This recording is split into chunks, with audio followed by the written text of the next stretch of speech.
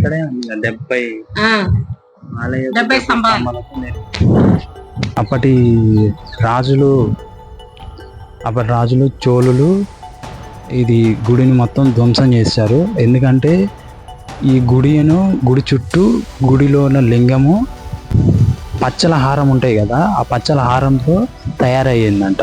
అంటే కన్స్ట్రక్ట్ చేశారు ఆ పచ్చల హారంతో. దానివల్ల ఆ హారాలు తీసుకెళ్ళడానికి గుడిని ధ్వంసం చేశారు. ఆ తర్వాత చుట్టూరు ఈ వీడియోని ఎక్కడే కానీ స్కిప్ చేయకుండా చూడండి. లాస్ట్ వరకు చూస్తేనే మీకు ఈ వీడియో క్లియర్గా ఎక్కడుందో అర్థమవుతుంది. అండ్ ఈ గుడి డీటెయిల్స్ కూడా మీకు లాస్ట్ లో కూడా క్లియర్గా అర్థమవుతుంది. ఓకే కనబడింది.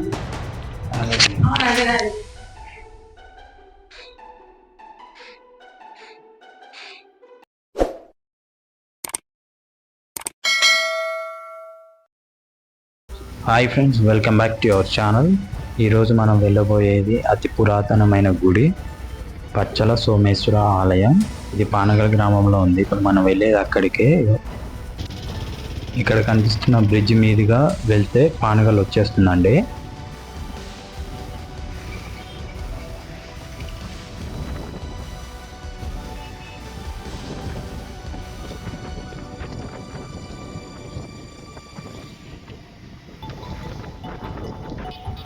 ఇక్కడ కనిపిస్తున్న గుడి శ్రీ రేణుక ఎల్లమ్మ తల్లి గుడి అండి. లెఫ్ట్ సైడ్లో ఉంటుంది వెళ్తుంటే.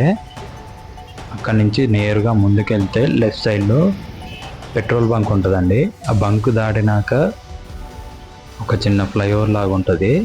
ఇదే చూస్తున్నారు కదా, అదే. అది దాటేసి కొంచెం ముందుకెళ్ళగానే లెఫ్ట్ సైడ్కి వెళ్ళాలండి.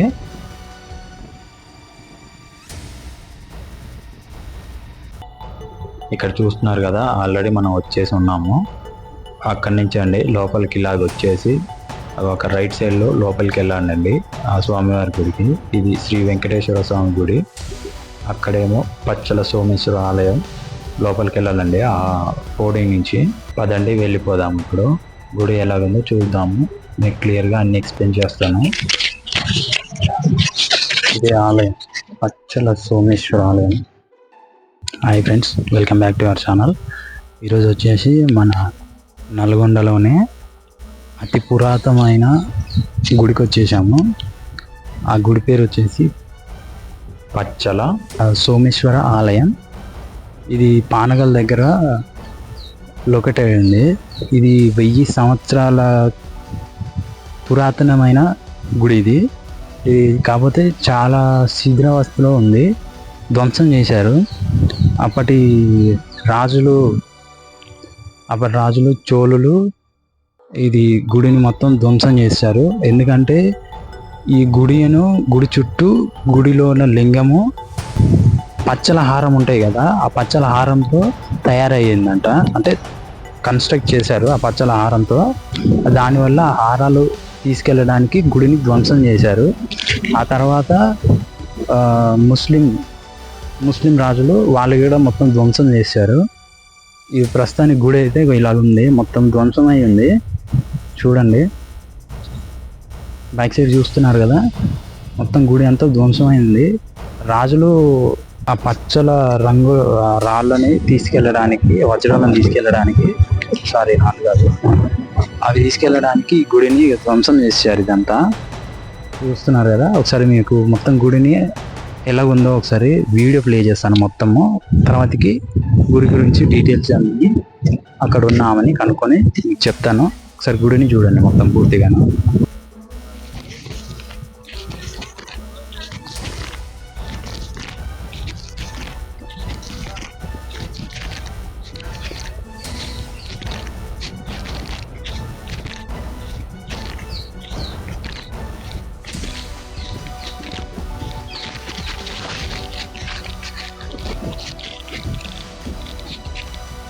ఇక్కడ గుడికి రైట్ సైడ్లోనే ధ్వజస్తంభం ఉంది. చూడండి, గుడి పరిస్థితి అయితే ఇలాగ ఉంది మొత్తం.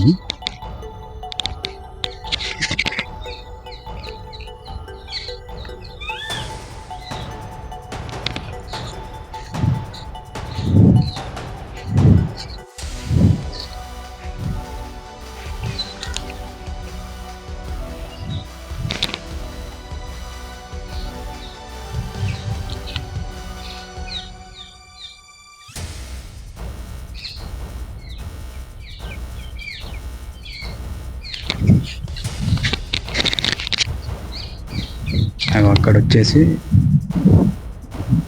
మ్యూజియం అండి అది. ఆ మ్యూజియం నెక్స్ట్ పార్ట్లో వస్తుంది.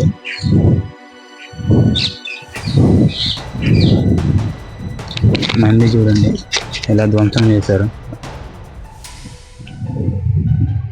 అక్కడ కూడా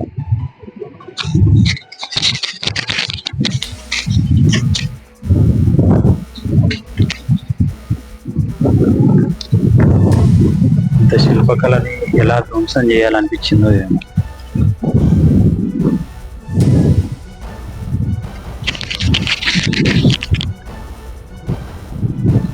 ఇవన్నీ రీసెంట్గానే వనమల్ల నరసింహ వాళ్ళ కొడుకులను ఆయన స్పాన్సర్ చేశారంట గుడికి. చూడండి కొంత డెవలప్ అవుతుంది, దాతల వల్ల కొంచెం డెవలప్ అవుతుంది, అండ్ గుడి కూడా కొంచెం పట్టించుకోవడం వల్ల కొంచెం డెవలప్ అవుతుంది గుడి సభ్యులందరూ.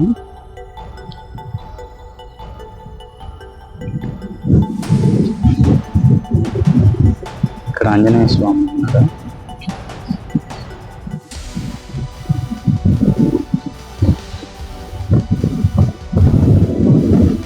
అక్కడ ఉందండి ఎంట్రన్స్.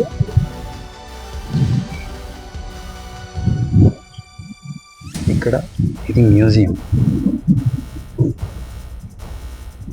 ఇది కూడా నరసింహని వనమ నరసింహ గారే స్పాన్సర్ చేసింది.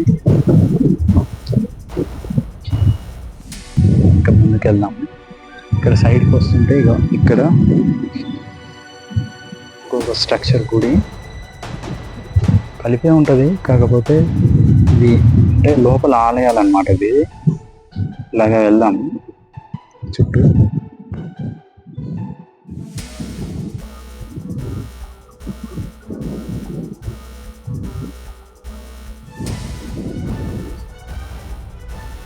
ఇదండి గుడి బ్యాక్ సైడ్.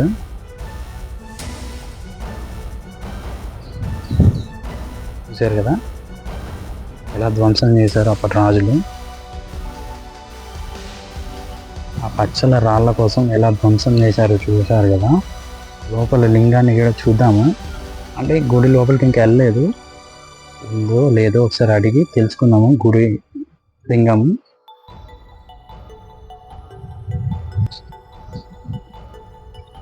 ఇలాగే ముందుకు వెళ్తూ విన్నారు కదా. ఇంకా గుడి లోపలికి వెళ్ళి మరిన్ని విషయాలు తెలుసుకుందామండి గుడి గురించి. ఇక వెళ్ళిపోదాం పదండి. ఇక నుంచి అండి లోపల రావాలి. గుడి నుంచి గుడి లోపలికి ఇలా వస్తే ఇక్కడే శ్రీ రాజరాజేశ్వరి అమ్మవారు ఉన్నారు, చూడొచ్చు. ఇందాక చెప్పారు కదా అమ్మవారు. స్వామివారిని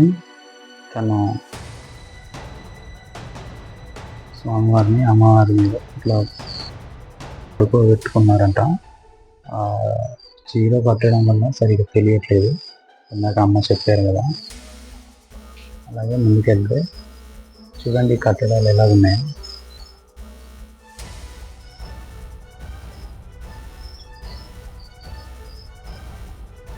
గుడి ఇప్పుడిప్పుడే డెవలప్ అవుతుంది, తప్పకుండా విజిట్ చేయండి మీరు. ఇందాక చూసాం కదా మేము ఇక్కడ ధ్వంసమైనది ఆ గుడి. గుడి లోపలైతే ఆర్కిటెక్ట్ చాలా చాలా చాలా బాగా అప్పట్లో చెక్కారు శిల్పులు. ఈ ఆర్కిటెక్ట్ ఇప్పట్లోనే చెక్కారు అనిపిస్తుంది. అంటే నల్లగా ఉన్నది కదా రాయి, అందుకే అలా కనిపిస్తుంది.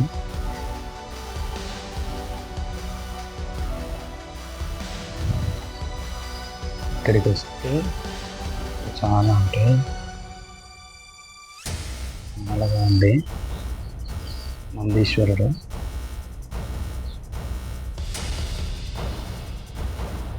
ఇదే మీకు ఇందాక చెప్పిన శివలింగము. ఇందాక అమ్మ చెప్పింది కదా శివలింగం. శివలింగం పైన 3 గీతలు ఉంటాయి అన్నారు కదా నిలువుగా, చూడండి.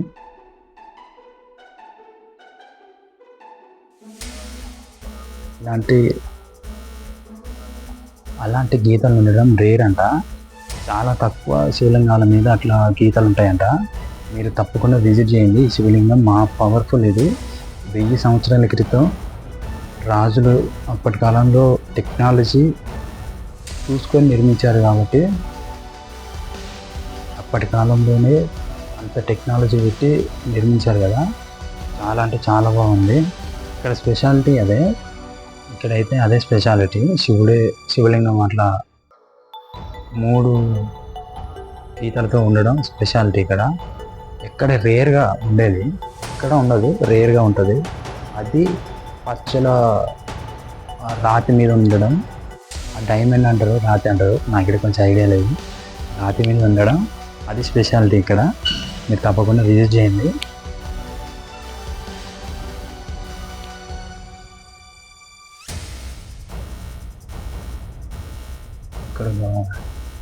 ఇక్కడ చూస్తే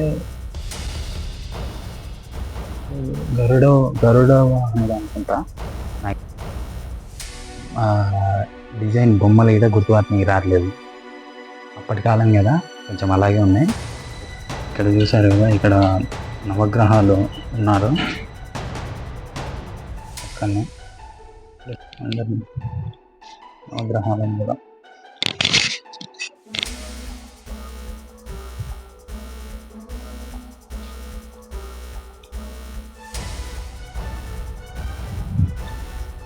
ఈ విగ్రహం ఏ దేవుడిదో ఒకసారి కామెంట్ చేయండి. ఆయన వీడియో ఎలాగ ఉందో కూడా కామెంట్ చేయండి ఒకసారి కింద.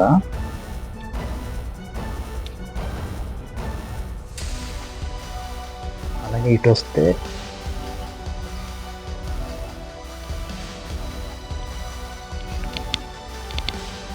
పడుస్తానని అనుకుంటాను. లోపల వినాయకుడు ఉన్నారు, చూడండి ఒకసారి జూమ్ చేస్తాను.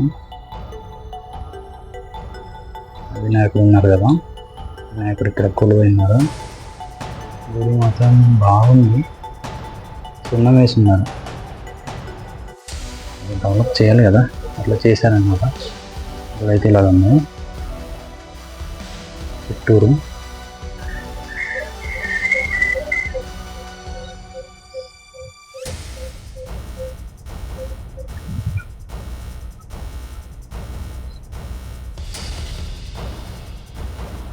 గుడి మూడు ఒక దిక్కులు ఉంటాయి, ఇంకొకటి ఒక గుడి ఒక వేరే దిక్కులు ఉంటాయి అన్నారు కదా. ఆ గుడి అక్కడ ఒకటి ఉంది, అండ్ ఇక్కడ ఒకటి ధ్వంసం చేశారు. ఇది అండ్ మనం చూసాం కదా శివలింగము అండ్ వినాయకుడు ఇక్కడ ఉన్నారు. గుడి డీటెయిల్స్ అయితే ఇంతే అండి. చూసారు కదా గుడి ఎలా ఉందో. ఒకసారి కింద ఎలా ఉందో కామెంట్ చేయండి. అండ్ గుళ్ళో పనిచేస్తున్న అమ్మగారు మనకి డీటెయిల్స్గా గుళ్ళోకి వచ్చి చూపిస్తానన్నారు. ఒకసారి ఆ మాటల్లో విందాము. గుడి డీటెయిల్స్ ఎలా చెప్తారో ఒకసారి విందాము. చూడండి. 70 స్తంభాలతో నిర్మించబడింది. తోలులు రాజుల రాజధానిగా ఉండేది. ఇక్కడ కాకతీయులకు సామంతులైన పందూరు తోలులు మత్తాల సోమేశ్వర ఆలయ సమర్చారు. 70 స్తంభాలు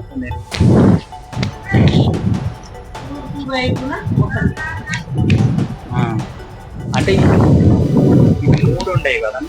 3 అయితే మధ్యలో సుబ్రహ్మణ్య అంటే వీళ్ళే తీసేసారా లేకపోతే రాజులు తీసేసారా? అప్పట్లో ఆ రాజులు వాళ్ళు ధ్వంసం చేశారు అంతే.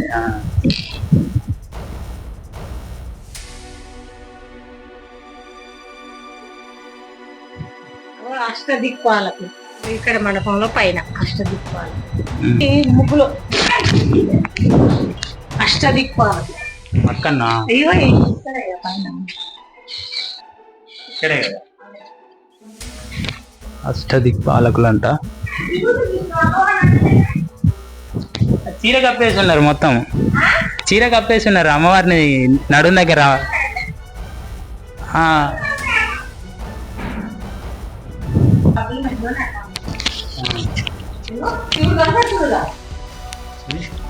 చేయి పెట్టుకుంది నడుం దగ్గర, ఇటు ఇటు ఇటు ఇక్కడ చక్కగా నడు దగ్గర చూసి ఎదురుగా. ఓకే ఓకే, కనబడింది.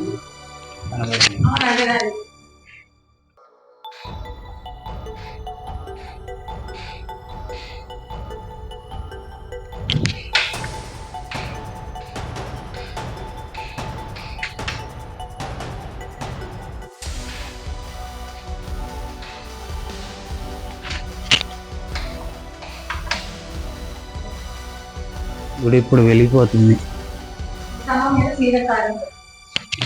ఒకవైపు దేవతలు, ఒకవైపు రాక్షసులు అమృతం దిలికిస్తారు. క్షీరసాగర మదం. వీళ్ళు చుట్టూ అష్టదిక్పాలకులు, వీళ్ళు శివపార్వతులు. ఇక్కడ మోహిని అవతారంతో ఇటు రాక్షసులు, ఇటు దేవతలు అమృతం తాగుతారు. పడతాడు. ఈ వానరులంతా సముద్రంలో రాళ్ళేసి బ్రిడ్జి కడతారు. అదే రామాయణం. ఇక్కడ సీతమ్మని తీసుకెళ్తుంటే జటాయి అడ్డు పడుతుంది. ఈ జటాయి నరికేస్తాడు రావణాసుడు కత్తి పెట్టి. ఇక్కడ రాముడికి లక్ష్ముడికి పక్ష చెప్పుద్ది పలానా కాడ సీతమ్మ ఉందని. ఇక్కడ సీతమ్మ అశోకవనంలో కూర్చుంటది చెట్టు కింద. ఇక్కడ శూర్పణఖ ముక్కు చెవులకు వస్తాడు రాముల వారు. ఇక్కడ రావణాసుడు కైలాస పర్వతం లేబడతాడు, అమ్మవారిని ముట్టుకోకుండా భూమి లేబడతాడు. ఇది రామాయణం. ఇది వసుదేవుడు గాడికాలు పట్టుకుంటాడు కృష్ణుడిది. అయితే మేనమామ గండాన పుట్టిన వాళ్ళు పుట్టట్టే చంపుతుంటే ఈ కృష్ణుడిని సముద్రం దాటిపోతుంటే గాడిది అరుస్తుంది అనమాట. అరవద్దని 2 కాళ్ళు పట్టుకుంటాడు వసుదేవుడు. ఈ స్తంభం మీద ఇక్కడేమో నరసింహస్వామి పేగులు తీస్తాడు హిరణ్యకశిపుడు. ఇది కౌరవులు పాండవులు యుద్ధం. భీష్ముడు 2 కాళ్ళ మీద తపస్సు చేస్తాడు. ఈ స్తంభం మొత్తం యుద్ధాలన్నమాట. ఇక్కడ ఈయన భీష్ముడు ఐరావతం బాణాలతో నిచ్చెనలు వేసుకొని ఐరావతం తెల్ల ఏనుగుని తీసుకొని వస్తాడు. ఇది కౌరవులు పాండవులు యుద్ధం అన్నమాట. 4 స్తంభాల స్టోరీ. ఇది చేత్తో చెక్కిన శిల్పాలన్నమాట. అక్కడ వినాయకుడు.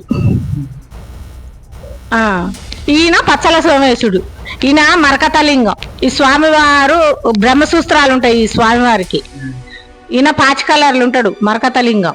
అయితే ఈ స్వామివారికి పచ్చల సోమేశుడు అని పేరు ఎందుకు వచ్చిందంటే ఈ స్వామివారి చుట్టూ పచ్చల హారం ఉండేదంట.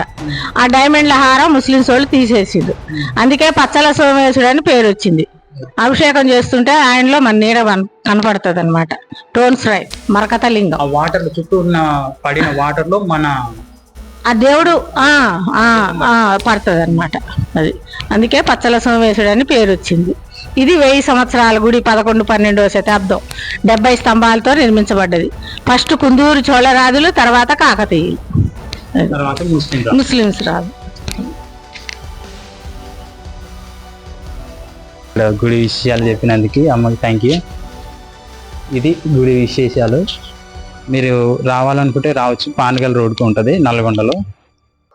హ్యాపీగా విజిట్ చేయొచ్చు. అమ్మగడి ఇక్కడే ఉంటుంది. మీరు అమ్మని గడి అడిగి తెలుసుకోవచ్చు.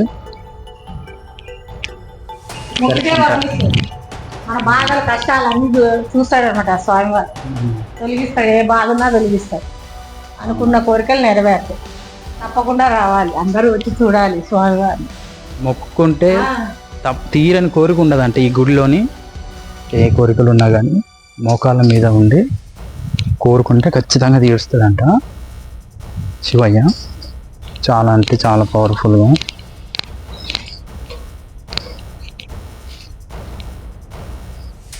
సబ్స్క్రైబ్ చేయండి, షేర్ చేయండి, లైక్ చేయండి ప్లీజ్. తప్పకుండా విజిట్ చేయండి. Thank you.